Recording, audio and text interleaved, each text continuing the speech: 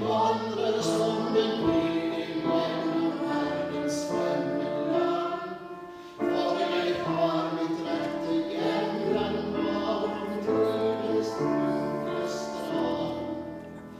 Og jeg så en gang i ånden himmelens herlighet og glans.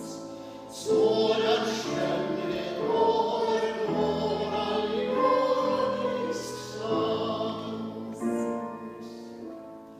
Jeg har valgt å gjøre selskap med Guds enkle vandringsmenn.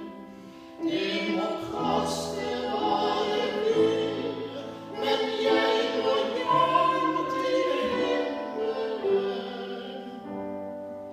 Det er lengsel hjem som driver meg. Jeg kan ikke stanse her, for en fremmed her i verden jeg var.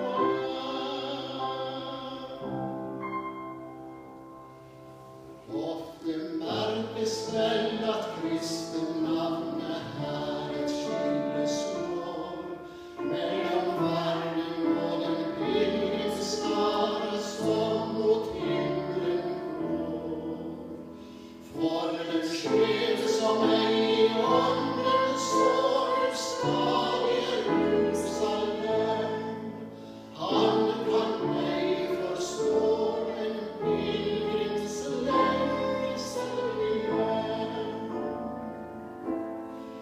Jeg har valgt å gjøre selskap med Guds enkle vandringsmenn.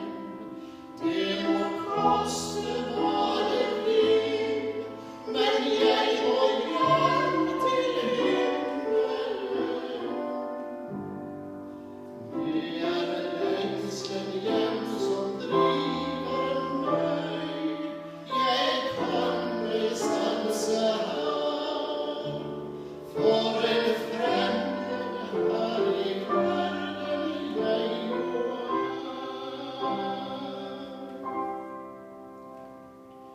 Selv om